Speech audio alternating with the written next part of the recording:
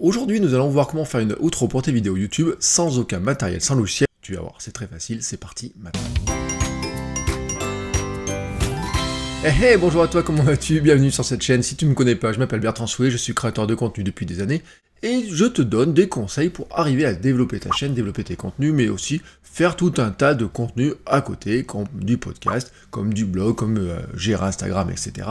Si tu veux plein de conseils, tu regardes dans la description de cette vidéo, tu retrouveras tous les liens, dont les liens vers mes mails privés où je te donne encore plus d'astuces. On va dire que la vraie valeur, elle est dans les mails privés. Là, je te donne des petites astuces, tu vois, des petits tutos, des petites manières de faire des choses pour apprendre, tu vois, des petites astuces, des petits trucs. Et vraiment, je sais, tu vois, je le sais, tu apprécies les tutos. Bah oui, parce que les tutos, moi je regarde mes statistiques sur YouTube et je vois que les tutos, ils ont toujours beaucoup plus de succès. Alors aujourd'hui, je te propose un petit tuto, et un petit tuto axé sur YouTube. Un jour, je te parlerai exactement de comment je choisis mes sujets pour faire mes prochaines vidéos YouTube. Mais ça sera un autre jour. Là, vraiment, aujourd'hui, je voudrais te parler de cette amélioration que tu vas apporter vraiment sur tes vidéos. Une amélioration qui est très facile à apporter, mais qui est très importante. Oui, j'ai dit très importante? Oui, très importante. L'outro va te permettre de montrer à une personne qui a regardé ta vidéo jusqu'au bout, je dis bien oui, bien sûr, jusqu'au bout, ce qu'elle doit regarder ensuite, comment s'abonner à ta chaîne, mais si elle a regardé la vidéo jusqu'au bout, elle sera prête à s'abonner à ta chaîne, et elle sera prête aussi à regarder d'autres vidéos. Donc l'outro est un outil marketing qui est indispensable, qui est vraiment très simple à mettre en œuvre, et qui pourtant est souvent négligé, parce que souvent, c'est le dernier truc qu'on fait, ou alors on l'a fait un petit peu à l'arrache, ou alors on sait pas trop comment la faire, ou alors on sait même pas du tout vraiment à quoi elle sert, et qu'est-ce qu'on pourrait en faire avec. Alors ce que je te propose dans cette vidéo, c'est de prendre un moyen très simple, un outil très simple pour faire ton outro, de voir comment on va l'ajouter dans une vidéo, puis on verra ensuite dans YouTube comment tu vas tout simplement insérer les bons éléments dans ton outro, et dire maintenant quand les gens vont voir cet outro, où est-ce qu'ils vont cliquer. Allez, c'est parti, on regarde ça tout de suite. Et pour faire ça, ce que je te propose, c'est d'aller sur Canva, tu sais, alors, je t'ai déjà fait des tutos sur Canva, tu sais, Canva c'est gratuit, c'est pratique, tu peux faire tout ce que tu veux, tous les montages que tu veux, et donc tu peux faire des outros YouTube, et le gros avantage c'est qu'il y a déjà des modèles qui sont tout faits, comme ça, même si tu n'es pas graphiste, même si tu te sens nul en graphisme, même si tu n'as aucun outil, tu peux faire très simplement, toi aussi, ton outro, et une outro qui a un petit peu de la gueule. Alors on va regarder comment. Alors, le premier truc sur Canva, tu vois, c'est que tu tapes outro. Et donc, il va te proposer des outros pour YouTube. L'avantage, c'est qu'il connaît la taille, il connaît tout ce que tu dois mettre dedans, et il te propose plein de modèles. Alors, il te propose un modèle blanc qui va pas trop nous intéresser, et il va te proposer tout un tas de modèles, avec certains ont des images, certains, tu vois, même l'avantage, c'est qu'elles sont animées. Parce que c'est pas juste une image, elles sont carrément animées, tu vois, ça te propose carrément des petites vidéos. Allez, là, tu vois, par exemple, il y en a une, si tu fais de la course à pied comme moi, là, tu pourras avoir des coureurs qui défilent, c'est sympa, hein, tu trouves pas que c'est sympa?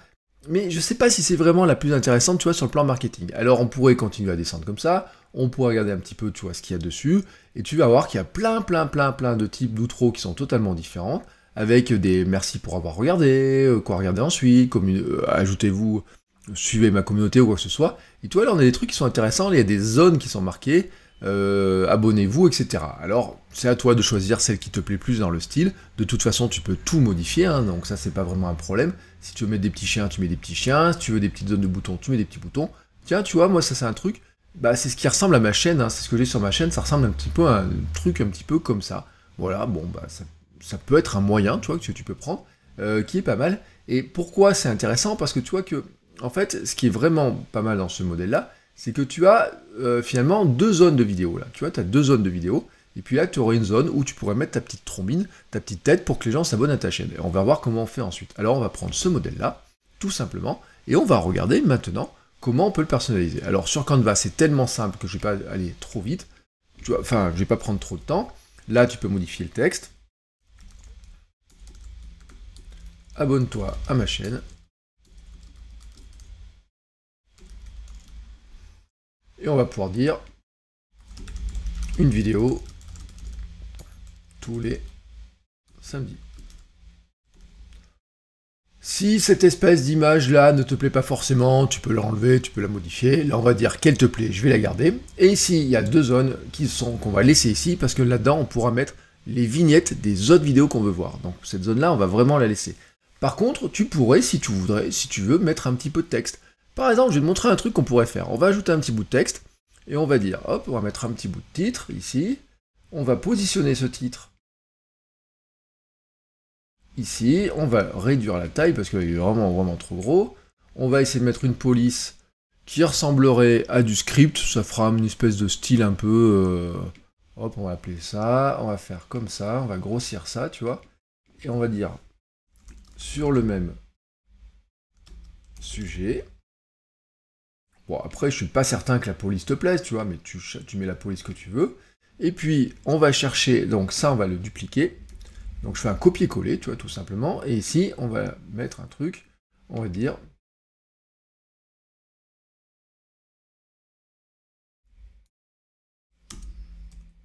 Ça devrait t'intéresser. Aussi. Pourquoi?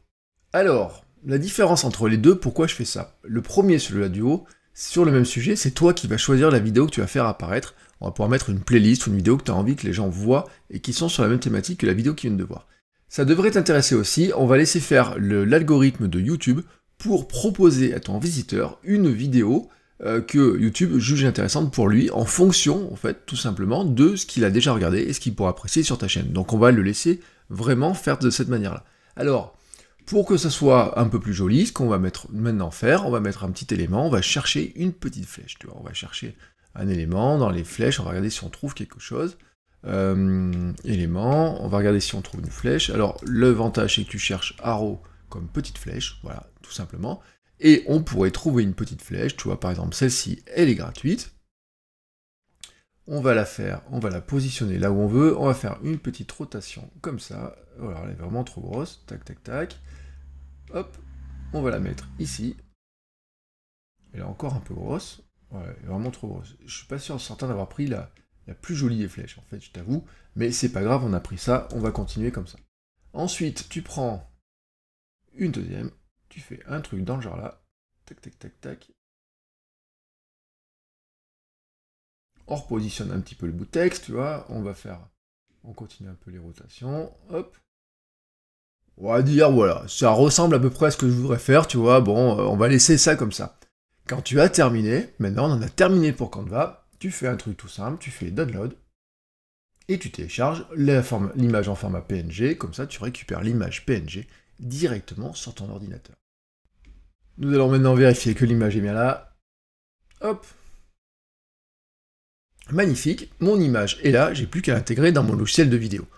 Passons donc maintenant à la deuxième étape, on va passer dans le logiciel de vidéo. Donc cette étape là maintenant elle est vraiment très courte, j'ai pas besoin, alors moi j'utilise un logiciel qui s'appelle ScreenFlow, je suis en train de le retrouver. Donc le logiciel s'appelle ScreenFlow, on pourrait faire une nouvelle vidéo, comme ça, nouveau document, pour te montrer très rapidement, tu vois, on va créer un nouveau document dans ScreenFlow. Donc ScreenFlow, c'est un logiciel qui permet de faire beaucoup de choses. Moi, je m'en sers comme logiciel de montage. Donc, tu vois, vraiment, tu peux faire tout ce que tu veux avec. Et donc, le principe, il est assez simple, en fait. C'est que je vais aller mettre dans ScreenFlow, dans ma timeline, je vais aller mettre mon outro, tout simplement, tu vois, elle va apparaître ici. Et donc, avant, bien entendu, il faut que je mette un bout de vidéo. Hein. Ça, c'est sûr. Donc là, hop. Et on passe à l'outro, donc là on a vraiment, tu vois, ma vidéo de ma séquence de fin. L'outro ici, moi je la fais toujours durer environ, tu vois, je vais la régler sur environ 7 à 8 secondes.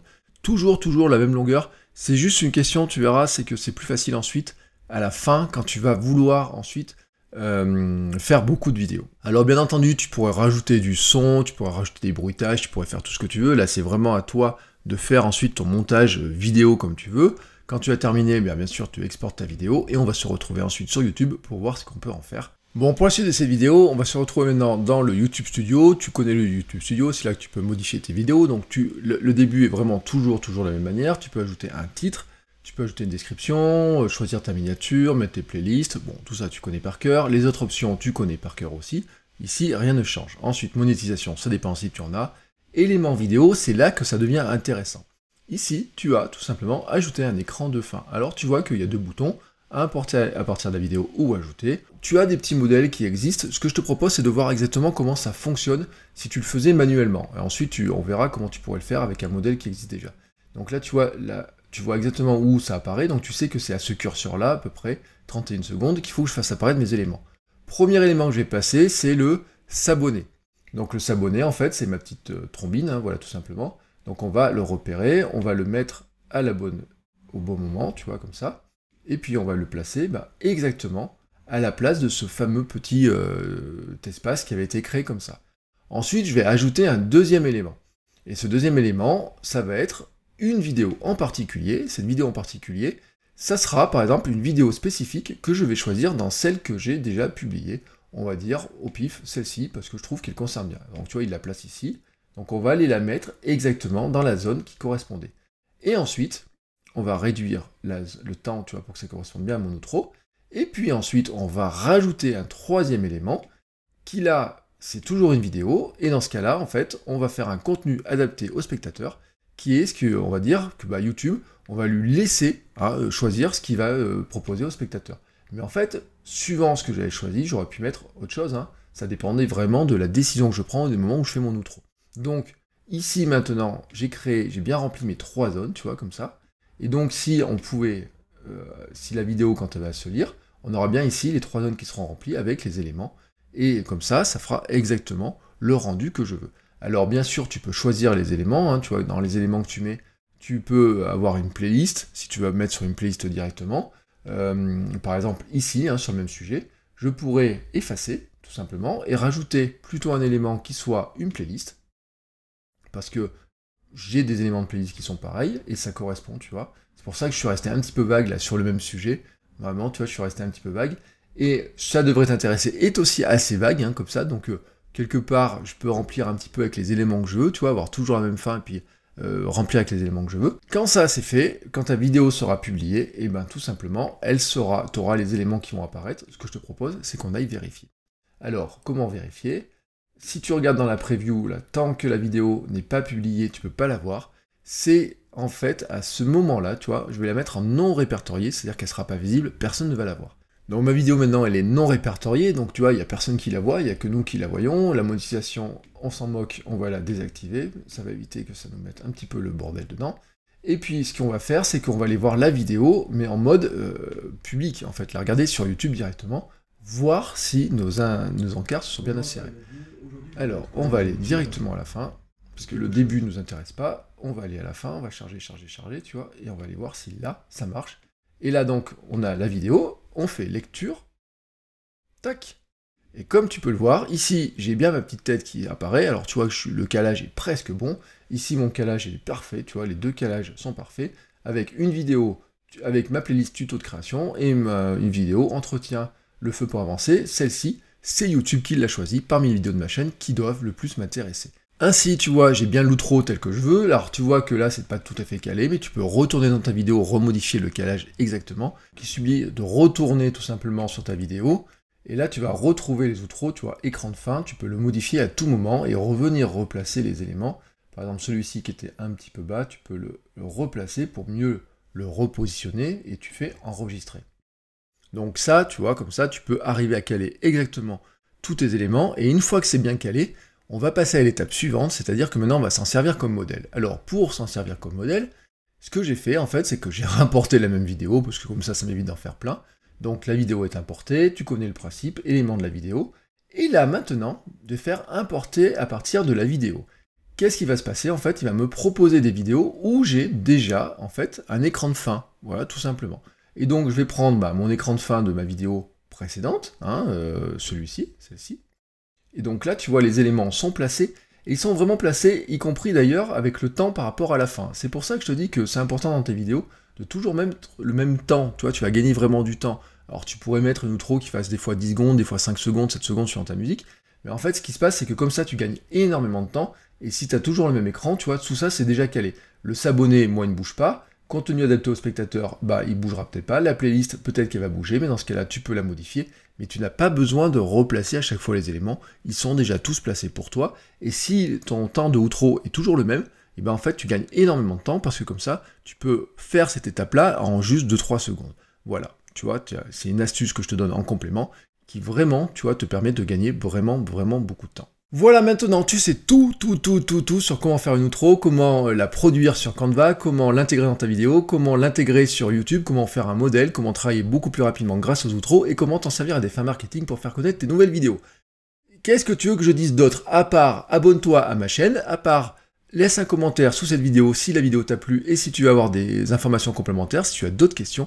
Et n'hésite pas à cliquer sur le lien qui t'envoie vers mes mails secrets dans lequel je te donne encore plus d'astuces pour aller encore beaucoup plus loin sur la création de contenu, sur comment tu vas pouvoir créer du contenu, comment tu peux t'organiser plus vite, comment tu peux imaginer ton contenu, comment tu peux aussi le monétiser, comment tu peux trouver des clients grâce à ton contenu et comment tu peux essayer de construire une vie, comment tu peux construire ta vie qui soit axée autour du contenu, autour de ta chaîne YouTube, autour de ton podcast, de ton blog, pour arriver tout simplement à vivre de ton contenu ou à propulser ton activité, ton entreprise, ton activité de freelance, de coach ou ton activité en ligne, tout simplement grâce au contenu que tu produis et cela grâce à des astuces où je vais te montrer que ce n'est pas si compliqué que ça et que tu peux le faire très vite. Alors abonne-toi et je t'attends tout de suite dans les mails. Maintenant, si tu veux voir d'autres vidéos, tu sais que tu vas retrouver sur l'écran suivant un outro avec lequel tu auras tout simplement une playlist pour voir d'autres vidéos et puis le lien pour t'abonner à ma chaîne et bien entendu une autre vidéo qui sera adaptée à ce que tu veux voir, mais tu cliques sur l'un des liens, tu verras forcément, il y aura quelque chose qui va t'intéresser. Allez, je te souhaite une très